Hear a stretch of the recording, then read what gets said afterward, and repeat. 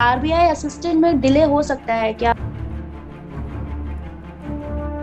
RBI grade भी time पे आएगा। आरबीआई असिस्टेंट इसके पहले भी वैसा ही किया है। But RBI okay. असिस्टेंट के केस में सबको सबसे पहले ये देखना चाहिए कि आरबीआई को अलग अलग डिपार्टमेंट होते हैं। 15 से 20 अलग अलग डिपार्टमेंट होता है, स्टेट डिपार्टमेंट होता है। ये अलग अलग डिपार्टमेंट से नोट, रिक्रूटमेंट का एक नोट होता है। वो नोट आगे जा चुका है, वो होने के बाद में सब डिपार्टमेंट में होने के बाद में वो आईबीपीएस के पास जाता है। और आईबीपीएस के केस में उस वक्त सिर्फ एचआर डिपार्टमेंट सामने आता है, जिसे हम RBI, reserve bank of India recruitment board कहते हैं। तो वहां तक सब डिपार्टमेंट का एनओसी आके रिक्रूटमेंट प्रोसेस काफी आगे तक जा चुका है। अभी सिर्फ एचआर के हाथ में है कि एग्जाम कब कंडक्ट करवाना है।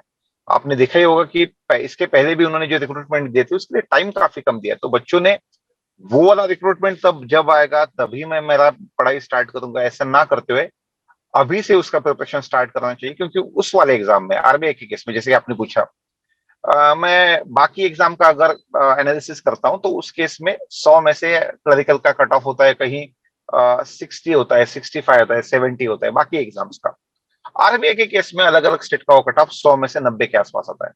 तो अगर 100 में से 90 कट ऑफ होता है तो मैं क्वांट को, रीजनिंग को, इंग्लिश को, किसी एक सब्जेक्ट को वीक रख के मैं 90 मार्क्स नहीं ला सकता हूँ। जो कि आईबीपीएस क्लरिकल में पॉसिबल है, प्री में, आईबीपीएस पीओ प्री में पॉसिबल है, एसबीआई पीओ प्री में पॉसिबल है, बाकी एग्जाम में पॉसिबल है। क्योंकि वहां पे 100 में से 90 मार्क्स नहीं चाहिए होते हैं मेंस क्वालिफाई करने के लिए। तो बच्चों को ये जानना चाहिए कि अगर 100 में से 90 मार्क्स मुझे लाने हैं, और चलो मैं क्वांट और रीजनिंग का बादशाह हूं, मुझे 35 मिल गए, 70 मिल गए, लेकिन अगर मुझे 90 लाने हैं तो मुझे इंग्लिश में भी 20 मार्क्स लाने पड़ेंगे 30 में से।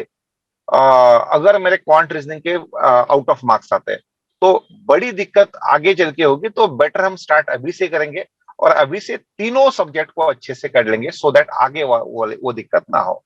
दूसरी दिक्कत आरबीआई के केस में होती है मेंस का सेक्शनल कट ऑफ। कहीं ना कहीं क्वांट और रीजनिंग में से एक सेक्शन डिफिकल्ट आता है और जीए वाला एक सेक्शन डिफिकल्ट आता है, जहां पे 40 में से 14 मार्क्स का कट ऑफ होता है। काफी बच्चे final total cut off clear कर पाते हैं, बट ये सेक्शनल कट ऑफ क्लियर नहीं कर पाते।